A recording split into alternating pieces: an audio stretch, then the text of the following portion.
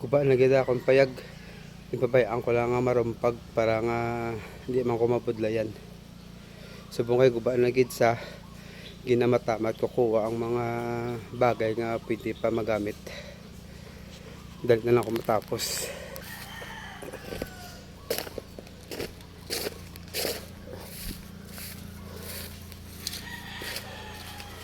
Mga carpet to. Ipambutan ko lang sa duta para hapos lang himuson. Kagari ang sulod sang payag. Agay. May mga alambre pa. Tuslok na ako sa ulo. Oh. Diri ko sang una gatulog. May natulugan ko sang una. Na dala ko gatulog. Subong guba na gid. Dugay naman ni mga sobra rin siguro 15 years. So muna ni pong tsura yan. Di na gid pwede maistaran. Ayan. Oh. Diba? Muna ni sa kagamay. Payag. Tawag din namon payag. Payag din tawag namon. Araw na buslot na sang pagbagyo. Ano to? May lang kayo wala ko din sa balay. Kung wala, naglusot kinadang kahoy mo.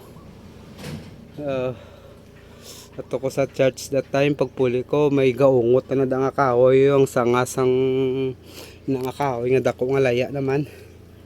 Nadagdag iya sa nga pak. Buslot yun daraw. Kadako sang buslot. Ang muna sa. May lang kayo wala ko di. Kung ara ko di ka nagatindog pa ko. Baho ba sinatusok. Yun nga ako ng ulo. Subong. Amo na ng tsura yan. Di nagit pwede. Pero sige lang. By God's grace. Buhi pamanta. Yan. Muna siya. Ang akong ginatulugan sang una. Subong. Bago na sa naguba, nagpatindog ko sang isa kabalay nga steel truss lang tawag nila. Amuna sa subong na diri naman ko. Na amuna na sa subong na wala pa na isa ka tuig ginsulod na natin sang kawatan. Kita ka na sang plain sheet na sa kilid. Ara plain sheet na. Gimbutangan ko na kaya ang diri nga side. Ang sa corner dire nagbuslot ang kawatan, pero wala isa ka penetrate kay ko kabalo, pero naglibot isa sa piyak ginguba yan ang jealousy ni ginkuha yan na daw 5 kabilog ginkuha yaw 4 na may upod sa nga bata, ang isa na nga tawo adult na yan mga 20 plus. Ang upod nga bata amo ang gintubong yung pasulod dyan sa sulod sang balay, pero wala sa samin nakuha. Salamat lang, importante nga safety kita. Manasa. Tapos ang arang ido ko, ikadwa ko na nga ido, kaya isa ko din nga ido ginhiluan na patay. Kaya ko kabalo kung purpose nila to nga ginhiluan nila to. Importante di sa ako nga may ido kay para nga may gabantay bla kung wala ko may kataghol. Di ba niga? No? Do kaluya siya subong guro ka masakit na. Okay. Tapos na. Pero actually wala pa ako katapos. Damo pag idulubrahon.